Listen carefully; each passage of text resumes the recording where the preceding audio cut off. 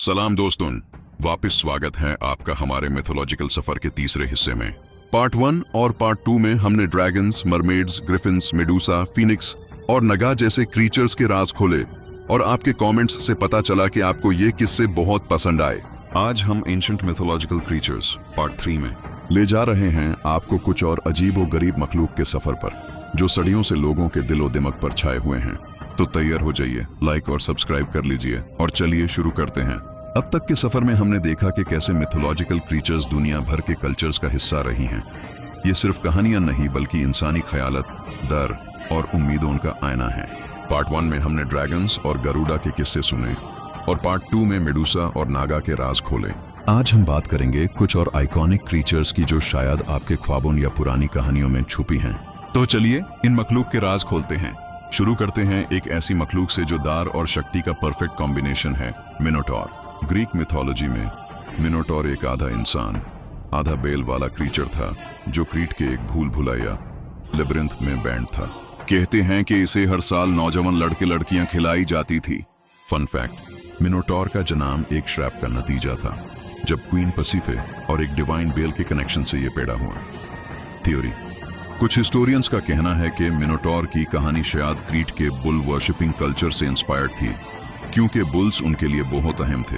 आपको क्या लगता है, मिनोटॉर एक रियल क्रीचर का एग्जैजरेटेड रूप था या सिर्फ एक दार पैदा करने वाली कहानी? कमेंट में बताएं। अब बात करते हैं एक ऐसी मखलूक की जो खूबसूरती और जादू का प्रतीक है, यूनिकॉर्न। ये एक सिंगा गोदा यूरोपियन फोल्कलोर में बहुत मशहूर है और कहते हैं कि इसका सिंग शिफा देने की ताकत रखता था। यूनिकॉर्न्स अक्सर प्यूरिटी और इनोसेंस से जुड़े होते थे। इंटरेस्टिंग फैक्ट, मिडिल एजेस में लोग नारवाल, समुद्री जानवर के दांत को यूनिकॉर्न का सिंग समझते थे और उसे बहुत कीमती मानकर बेचते थे। मॉडर्न कनेक्शन, आज भी यूनिकॉर्न्स पॉप कल्चर में बहुत पॉपुलर हैं और फैंटेसी स्टोरीज से लेकर मर्चेंडाइज तक हर जगह दिखाई देते हैं। क्या आपके ख्याल में यूनिकॉर्न की कहानी किसी रियल एनिमल जैसे राइनोसरस या एंटीलोप से इंस्पायर्ड है या यह सिर्फ एक ख्याली जादू है? अपनी राय कमेंट में शेयर कीजिए। चलिए अब मिलते हैं एक ऐसी मखलूक से जो दिल धड़का देती है, wendigo.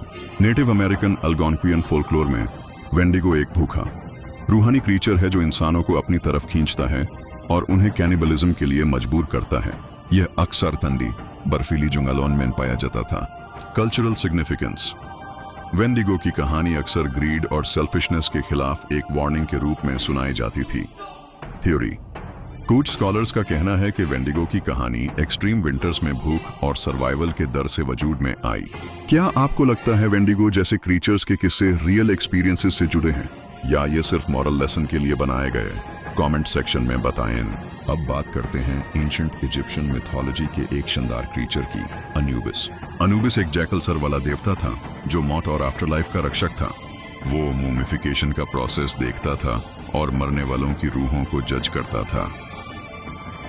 Cultural impact, Anubis Egyptian culture में इतना अहम था कि उसके स्टैच्यूज टूम्स के बाहर रखे जाते थे ताकि रूहों की हिफाजत हो। फन फैक्ट, जैकल इसलिए चुना गया क्योंकि यह जानवर अक्सर कब्रिस्तानों के आसपास दिखते थे जो अनुबिस को डेथ से जोड़ता था।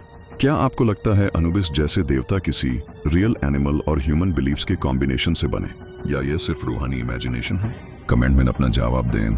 टोड डॉस्टन या the hammer ancient mythological creatures part 3 के सफर। मिनोटॉर के भूल भुलैया से लेकर यूनिकॉर्न के जादू, वेंडिगो के दार और अनुबिस के रूहानी राज तक, ये मखलूक सिर्फ कहानियां नहीं बल्कि इंसानी कल्चर और सोच का एक गहरा हिस्सा है।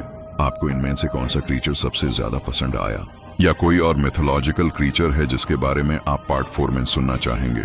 कमेंट सेक्शन में जरूर बताएं। और अगर आपको ये वीडियो पसंद आई तो लाइक कीजिए, सब्सक्राइब कीजिए और बेल आइकॉन दबाना ना भूलिए ताकि आपको हमारी अगली वीडियोस के नोटिफिकेशंस मिल सकें। मिलते हैं अगले वीडियो में। तब तक क्यूरियस रहिए और दुनिया के किस्सों को एक्सप्लोर करते रहिए। अलविदा।